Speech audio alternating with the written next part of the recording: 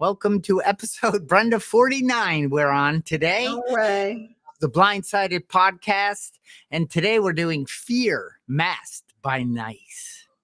And is nice a good thing or is nice a front? Is it something that you're hiding inside of you that you're not willing to bring to the surface, to discuss, to contemplate, to argue, to debate, or just to share an opinion at times? Because we all have them. My name is Charlie Collins with the Blindsided podcast, co-host here. I'm also the co-founder of Thriving Blind Academy and the recently launched Blindsided production company, which is where I do keynote speeches and I do coaching and training to like C-level type of management. Well, I haven't done one yet, but I'm in the process of getting in front of those groups. So hello, Brenda. Hi, Charlie. You're a busy guy, all those companies. My name is Brenda Hayden. I'm the co-founder of Time for a 10 coaching service.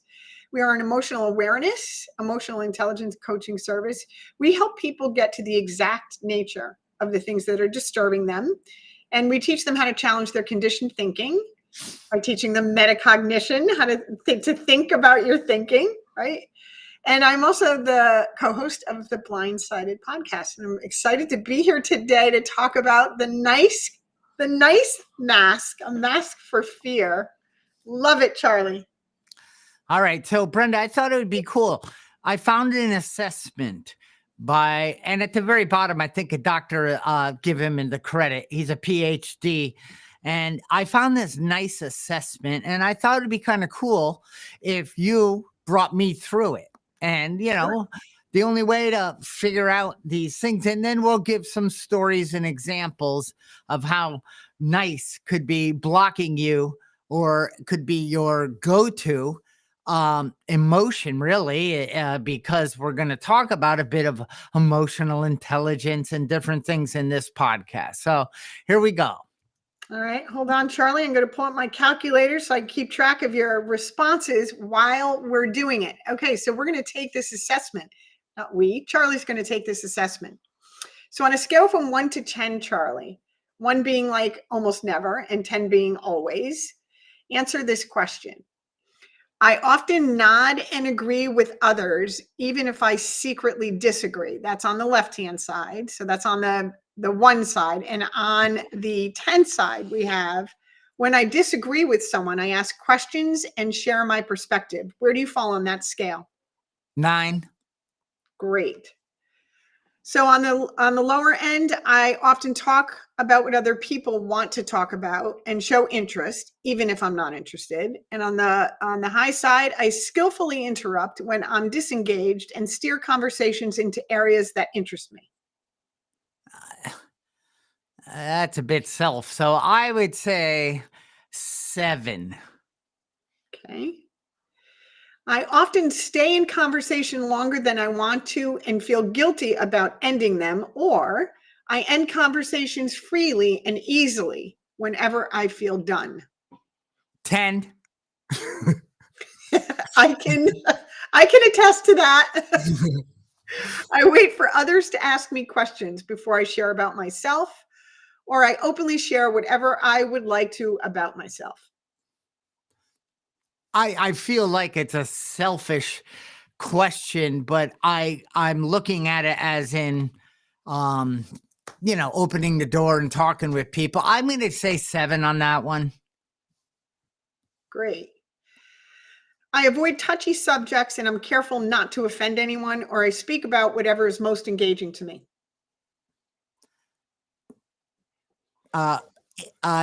8.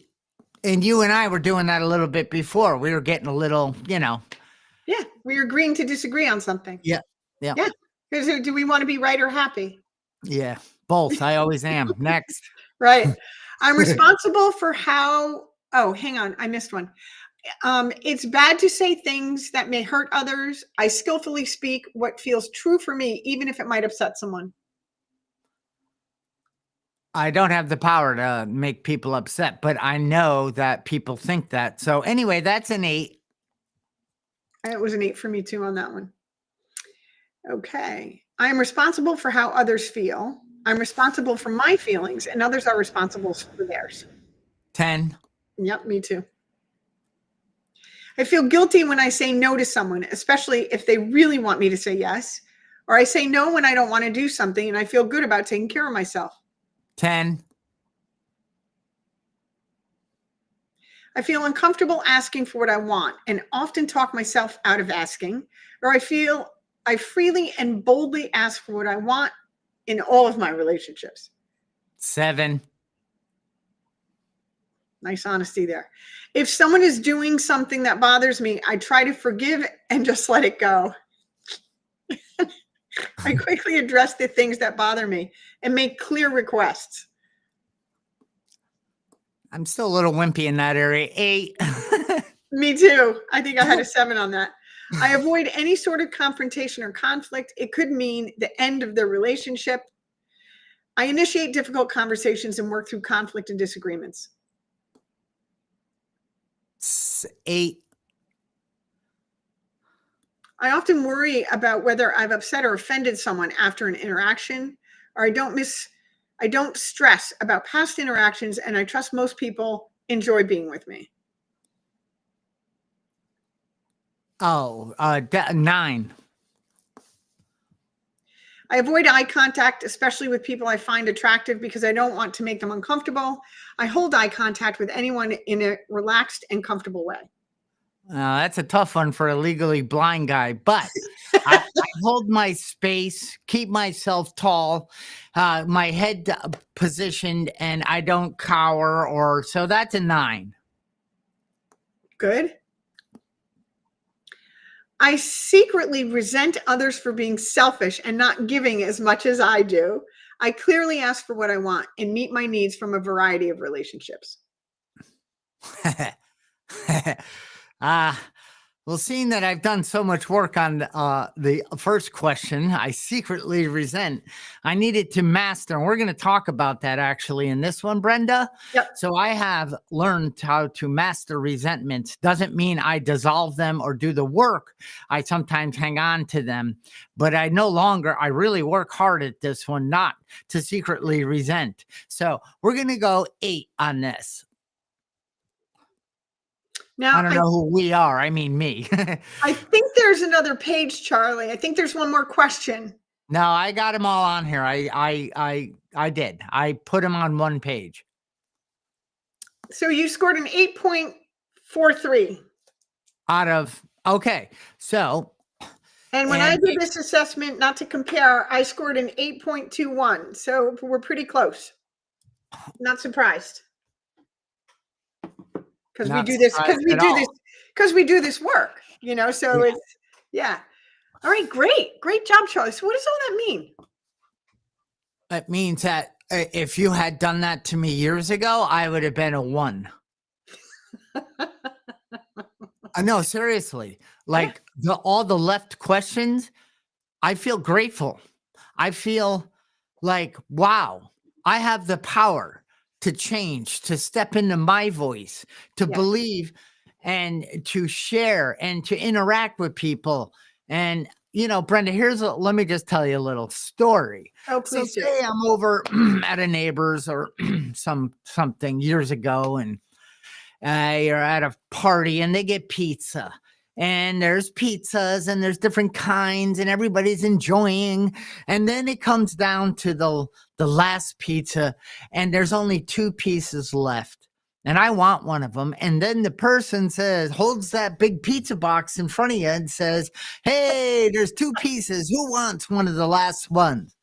I do, but I wouldn't dare say that because somebody else might want it. And if I take it, they won't get to have it. And if I wait long enough and then I'm too afraid to then say I want it because they might think, well, why didn't you say it when I asked? Why did you wait 5 minutes?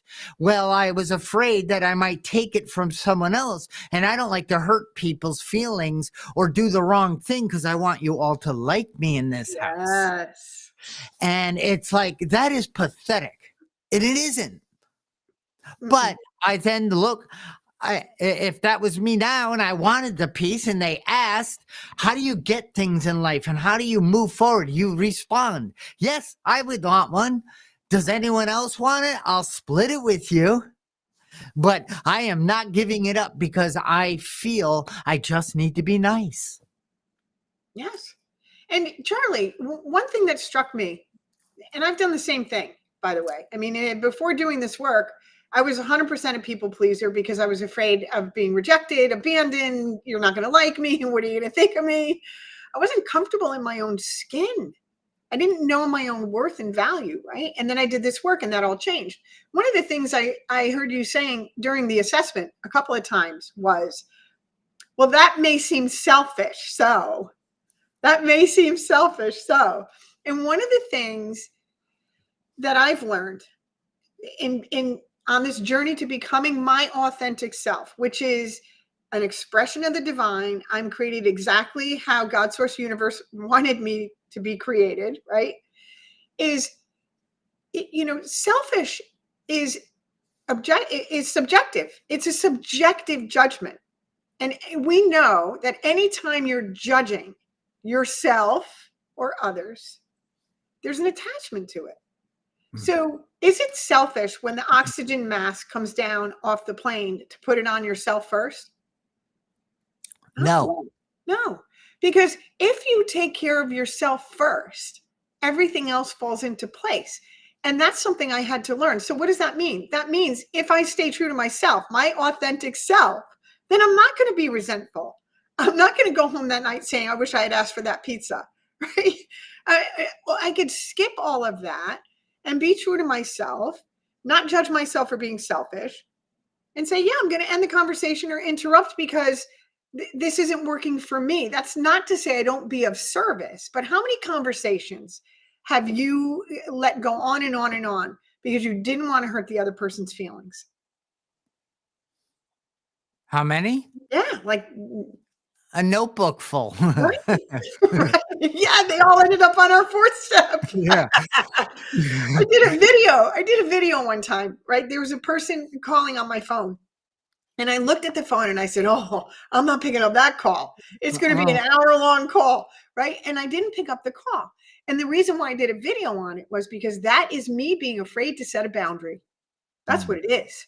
I could have picked up that phone and I could have said, look, I have 15 minutes, right? But I didn't want to hurt his feelings. I didn't write all of that stuff.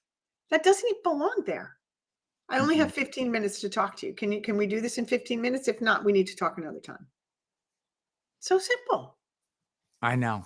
And that's okay because that sets the standard for the call, helps the person get to the point. It does so much. And instead of thinking, what are they going to think of me? Well, are they your higher power? No. Are they the one that considers, not considers, are the things outside of me what determine my value and my worth? No. I need to start tapping into and allowing that within me to find my path, my style.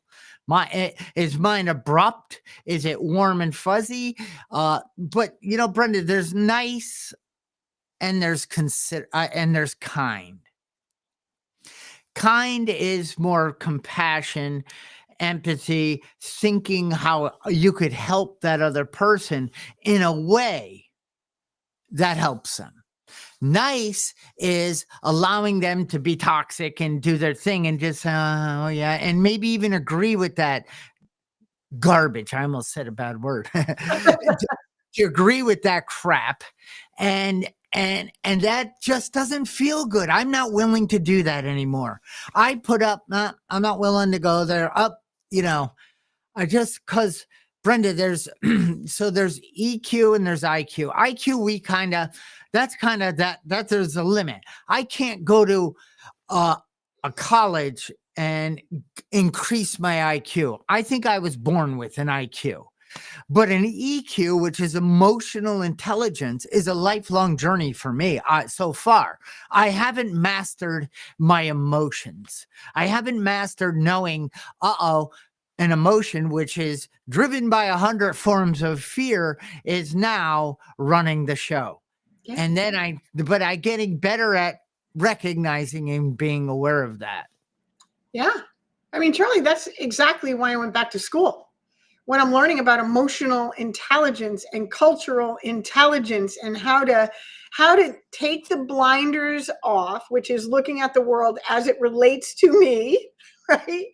And seeing the world as it relates to everybody. And knowing that different people have different thresholds. I drooled. Different people have different thresholds. I got so excited about emotional intelligence. Based on their culture, different people can hear different things in certain ways. But you said something really important about being nice and being kind.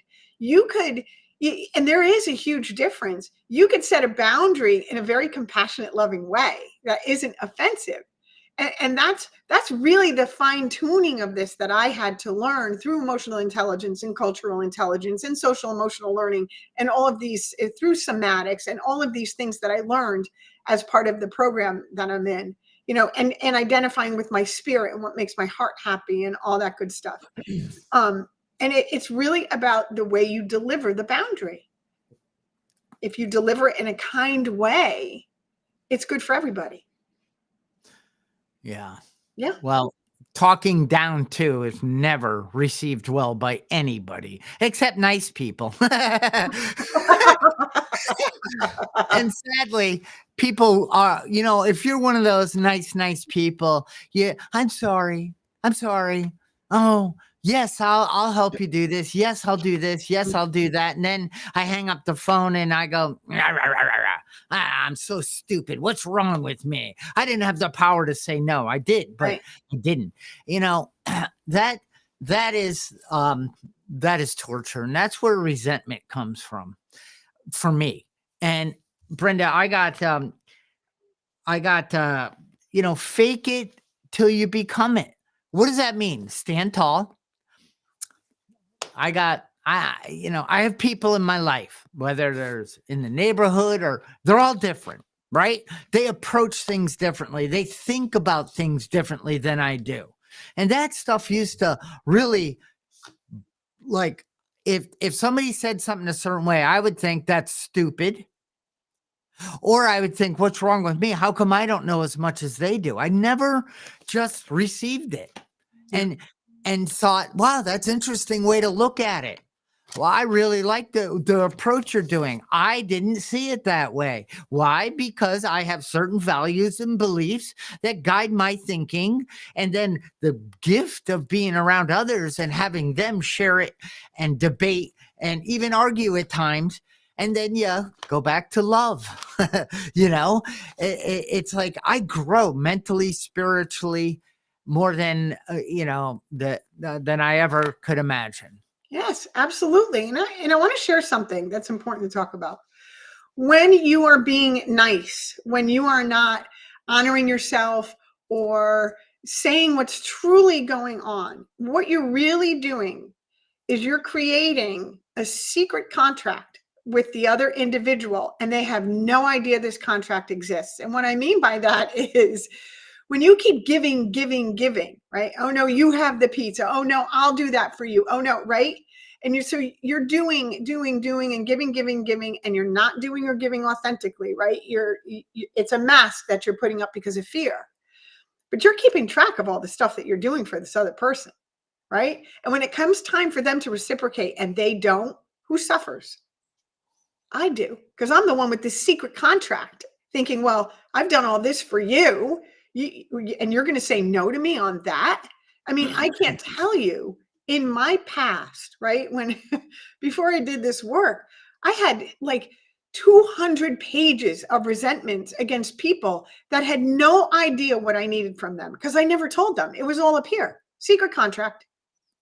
They're supposed to read my mind and know what I need based on how I'm treating them. Did you hear that? They need to know what I need based on how I'm treating them. So I want them to behave the way I behave. Now, that's never going to happen. No one's going to behave the way I want them to behave. They're going to behave the way that they're wired to behave. But that's a secret contract I had going on in the being nice, wearing the being nice fear mask. And you're right, it's a mask for fear. I want to say good morning to everybody who's on the chat. I was typing, Charlie, today, typing. Hey, I know, right? It was great. we'll say So, hello. Who's with us? everybody who's always here is always here. Carrie, Kate, Molly.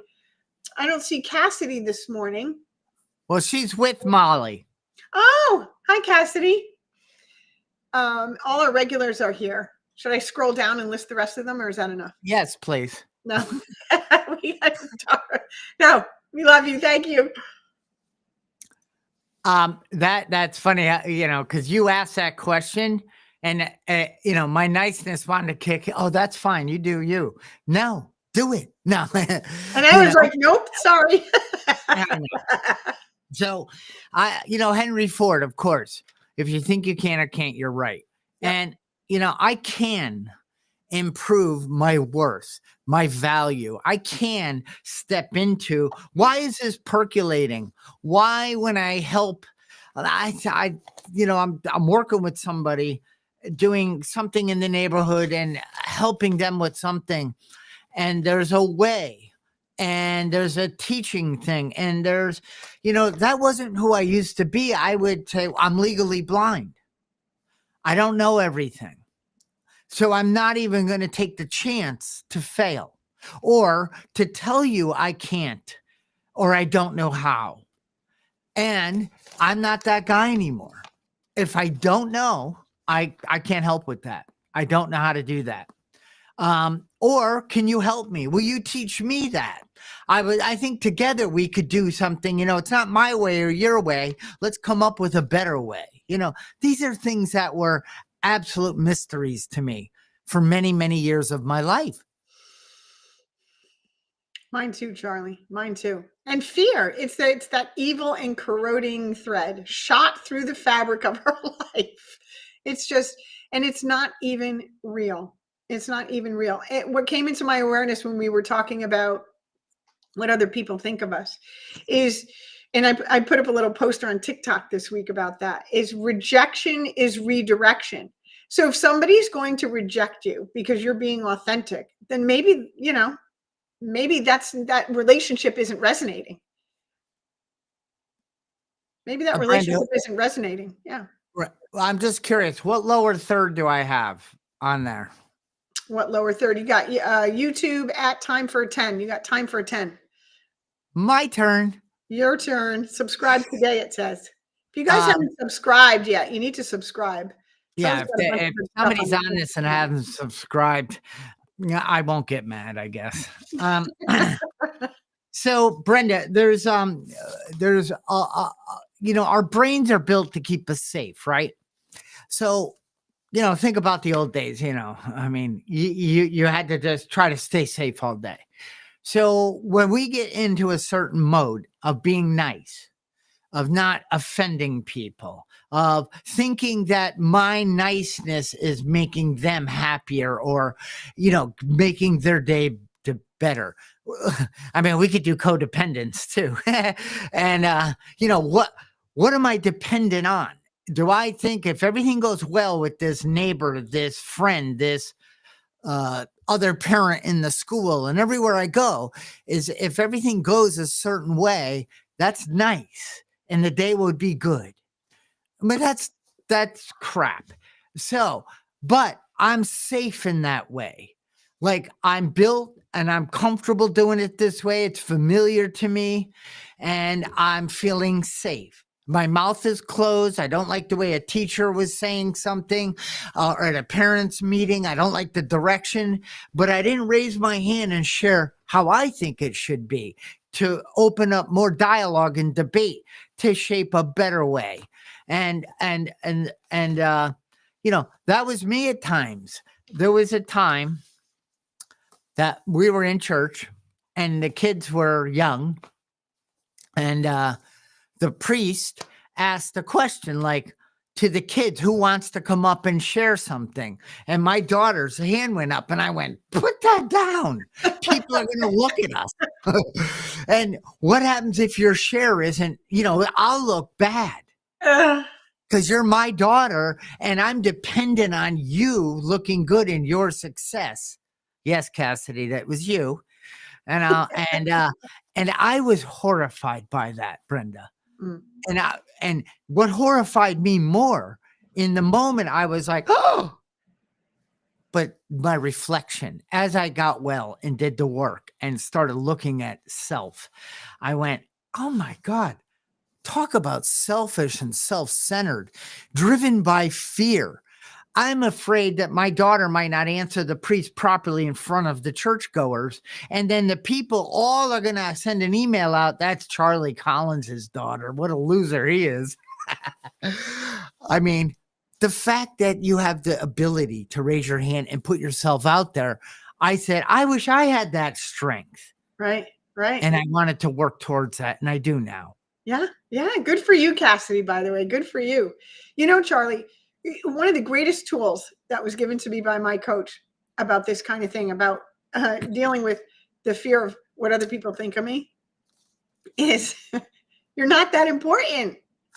You're not, nobody cares. Nobody's going home and talking about Charlie Collins. They don't care. No. You know, even people like it's funny, I'll put out a really good video and get like 1,000 likes on it, or you know, I'll have a great coaching session, or whatever the circumstances, and in that moment it's fantastic for the two people, right? But that's where it ends. You know, they're not going out and calling their friends and saying, oh, I can't believe my coaching session with Brendan today. You know, it's just sometimes maybe that happens, but the majority of the time, people go right back into their little box thinking about themselves, who they think about 98% of the time. We're just not that important. And that took a lot of the pressure off on me when it came to just being authentic, right? Nobody is thinking about it. They're just not. And that's okay. That's not a reflection of my worth. It's a reflection of the way the human brain is wired. 98% of the time, we're thinking about ourselves. Yeah. And 28% of people that have self-reliance, confidence, high esteem, who believe it's possible, who are not afraid to raise their hand, ask questions, share, I don't know how to do, can you help me with? Those people make quite a bit more money than the other percentage. I think it was a McKinsey report, or you know, Myers and Briggs, or whatever, Briggs and Myers and Briggs and Stratton. No, that's an engine. But it's one of those reports. And I remember reading it thinking, no wonder why I struggled. And now wonder why, you know, it doesn't have to be my way. But if you are open to me discussing it, you always, well, I shouldn't say you. It seems, Brenda, in business and all the years, I worked for myself for many years, and I am again. But there was a time when I went into the corporate world and I was like, ew, I don't want to listen to all these people. They all think there's a better way, and I already know the better way. I don't need your help. And of course, that's a bit dishonest. But I remember being in a room thinking, this guy thinks it should be this way. This guy doesn't agree with this. He thinks this. This guy thinks, and then the VP thinks a certain way. And I'm like, wow. No wonder why there's so many damn meetings in business. And, you know, and eventually this VP was excellent because he listened and he brought it together and everybody started to agree. It doesn't have to be everything I think, but you just give me a little and then I conform to what you think and this, and it starts to come together. And what's that And called? I thought, I guess I could do this corporate thing. I don't want, you know, I don't want to just be a number. I want to work in a company where my voice is valued. And what's that called, Charlie? What did that What's VP do? What did that VP facilitate during that meeting? emotional intelligence? Yeah, collaboration. Right? Collaboration. I mean, the power, and it's so simple. It's so simple. The power of the many versus the power of one. What are you going to go with?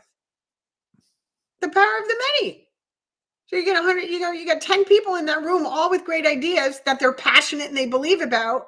And he's going to take a little bit from everybody and put together something that works. That's a great and emotionally intelligent leader right there.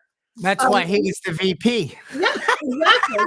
So so Cassidy says she wonders what she said that She day in didn't. church. The priest didn't pick her. Oh, oh, that's He what picked doesn't rub somebody us. else. But I'm like, what are you thinking? How could you have the courage to do that? I still don't, and I'm your dad. You know, if people are interested, and we had to do this in school, and it was phenomenal. There is emotional intelligence assessments, right? There's 3 different kinds you can take. There's cultural intelligence assessments. And there's also from the VIA Institute a character strength assessment that you could take. Just like we just did the NICE assessment, it gives you an insight as to how your metacognition, how your subconscious brain is working. And when I took these assessments, especially since I've done all this work, I was very surprised to see the areas that I thought I was super strong in that maybe I wasn't as strong as I thought I was in. And there's one important thing to keep in mind when taking any assessment, and this is so important. The VIA Institute has all kinds of peer-reviewed science, peer-reviewed research that tells us you cannot strengthen your weaknesses by working on them more. Now, listen, you have to strengthen your strengths. And by strengthening the things that you're good at, your weaknesses will organically rise. I would recommend, and you can do this for free, that you go out to the VIA Institute and you take your character strengths assessment and see the areas that that you may be less strong in, because there's no such thing as weak, and the areas that you're strong in, that you should be working on the areas that you're strong in to make the ones that you're less strong in rise.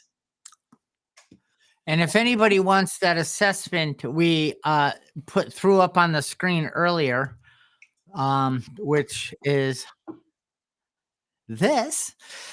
Email support@blindsightedproductions.com, and I will send you a copy so you may do this, or go back and listen to Brenda reading each one to me. and that will also allow you to take the assessment.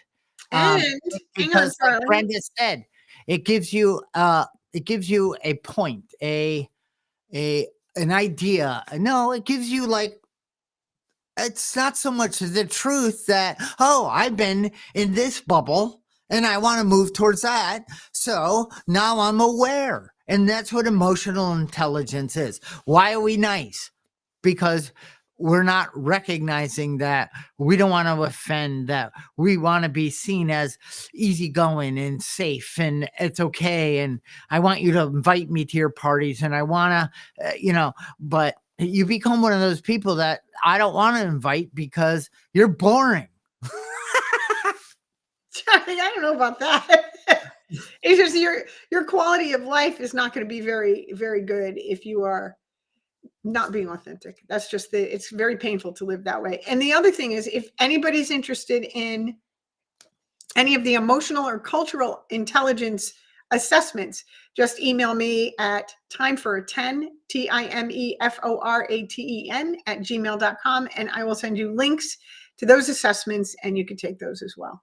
Have a nice little package of assessments to give you an overall understanding of where you are on the emotional intelligence and emotional awareness scale, and cultural intelligence and awareness. Culture is very important. And Brenda, your quality of life, your metacognition, your thinking will improve, your behaviors will improve, your experiences will improve, your emotions will improve. And then that cycle, life just gets greater. People, I thought when I did the work initially that my sponsor, my guide, sent an email out to everyone, even in stores everywhere, and said, when Charlie enters, make sure everything is great. And it had nothing to do with that. Because I saw the world as I was. Now that's changing within me. So I see the world as it is. And I don't judge. And okay, I'm just saying I still do. But I notice that if I want to get irritated restless, discontented, mad at people, if I want to cop some resentments, then start thinking it should be different. Because the only power I have is the ability to respond to the events, the stimulus in life, which determine my outcomes. So if I have that ability, no one can make me feel. You love telling us that one. If I have that, Brenda, what a gift. What I mean, you want to talk about advancing and the quality of life raising, then that is what we do. And that's what these assessments, these podcasts, and our discussions, and that's why we do what we do, because it helps people tap into their power. Absolutely. I was just writing that down, Charlie. That's profound. So the outcome of any circumstance isn't necessarily whether you got what you wanted. That's not the outcome. It's how you feel about it. That's the outcome. How you feel about it. How you're going to emotionally respond to it. And you were just talking about when you're judged, when you do this, when you do that, you can just observe those behaviors, let go of the attachment to them, just say, oh, it's interesting that I'm judging this. Why am I judging it? 9 out of 10 times when you're judging a person, place, or thing, it's fear. It's fear. There's some situations where you need to judge. Should I cross the street or not when the walk sign is red? Right? Those are natural judgments. I'm getting a bad vibe off this person. Should I engage or disengage? Right?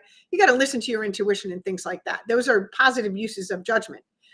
When you're judging, complaining, comparing, blaming, when you're doing that kind of judgment, somebody does something you don't like, or you disagree with them, or they behaved badly, right? That kind of judgment doesn't serve you. They're just being them. They're having a moment. So what? They're not defined by that behavior. It is what it is. Not personal. They're in their bubble doing their thing in their bubble. They're like this. They're not seeing that you're out here getting hit by their stuff that's going on inside the box, right? It's box stuff. I love talking about that box. So you can just observe that behavior and make a decision not to respond to it, not to react, not to respond, just kind of swipe by it. I've been doing that a lot. Just, okay. Like, I don't have, Right. Just swipe right by it. It's okay. You be you, I'll be me. Have a great day. It's not worth the energy. I had a circumstance and I was getting a little caught up in my head, and I get these downloads from the universe, and the universe was like, if you spent this amount of time with where you're going, because my business is taking off, there's things happening in my professional life that are taking off. The universe said, you spent that much time on one person, you're never going to be able to do anything else, because the amount of contact with people I'm having these days, like, you have to learn how to swipe by because you're going to be dealing with all kinds of people, and you can't spend that amount of time on one person who triggers something in your brain, whatever. So what I'm triggered, I know how to ground, I know how to reframe, just move on. And I'm not saying spiritually bypass. I'm saying just skip the drama and move on. So what? That's good.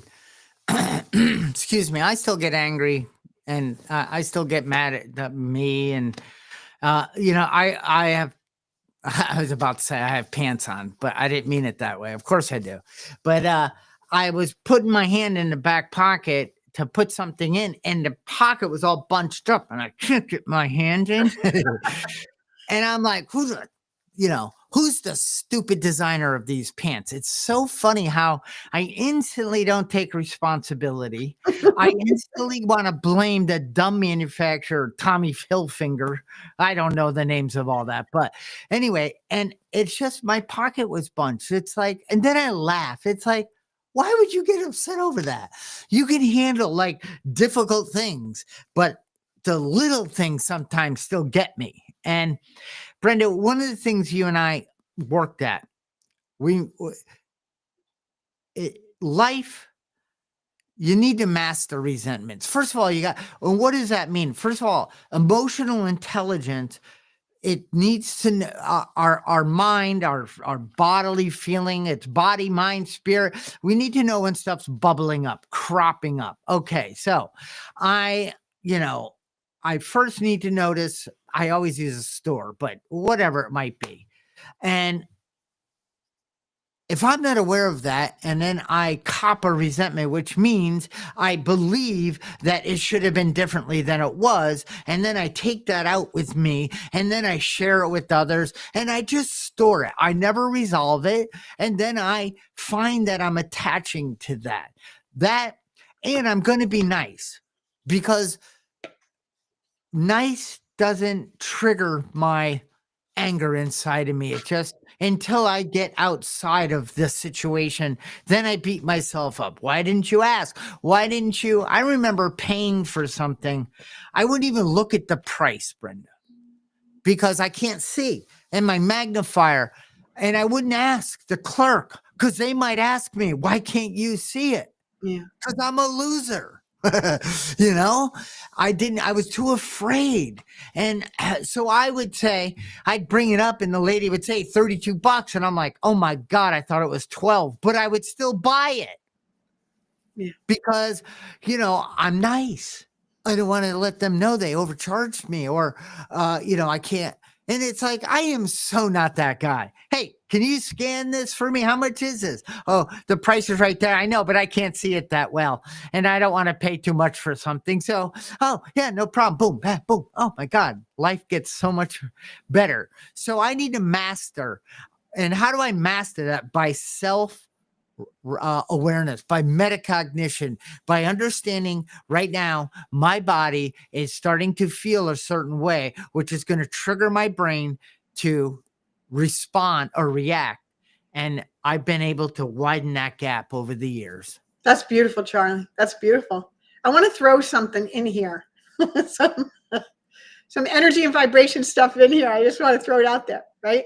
Because it's important to pay attention to this, and people just don't. When you're not living authentically, in other words, you're not speaking your truth, right? Your truth is internalized and you're not speaking it. You're vibrating down here, right? What happens when we vibrate down here? That's what we're going to attract into our lives. Same kind of people, people that are not going to tell you the truth, right? I don't want that. When you start becoming your authentic self, and now you're vibrating up here, you're going to attract those kinds of people into your life. Like the difference in my circle of support, my network, has changed drastically over the last 5 years.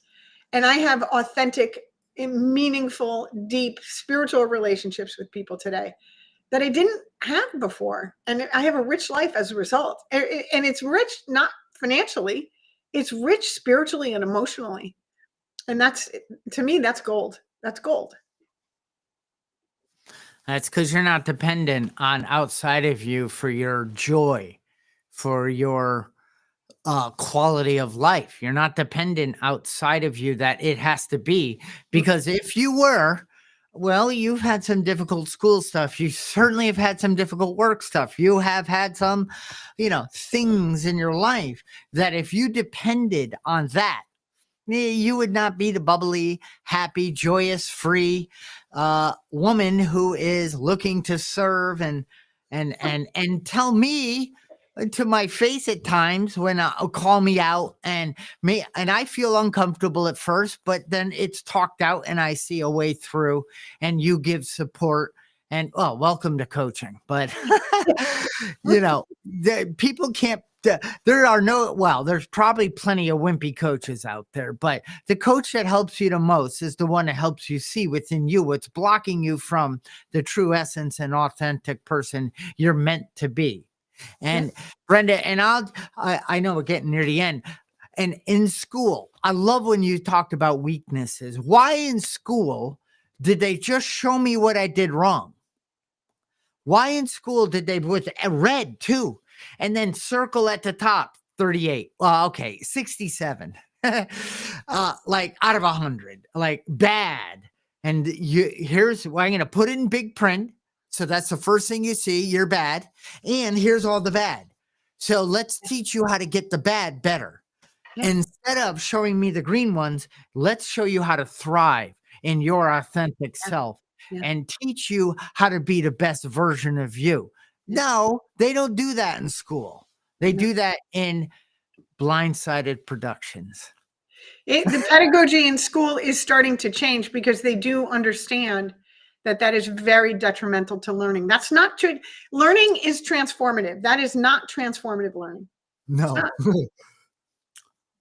No, I love that bottle, Charlie. Thank you. I want one. Okay. Christmas and my birthday's passed, so we'll have to come up with some other reason. Now, the old me would clean this and send it to you because you're better than me and you deserve it. But my new me says, I hope you get one someday. You can just tell me where you got it. I got it as a gift. From Molly? Nope. From somebody you know, but from a doctor who is an orthopedic one that used to have. I know who it is.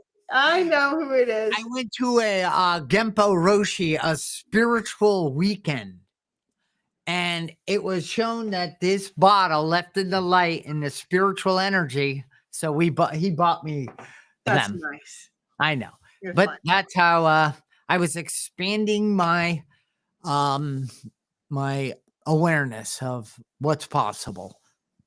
So, any other comments or anything we got to bring to the attention here? No, sir. It's quiet today in the chat. Oh, boy.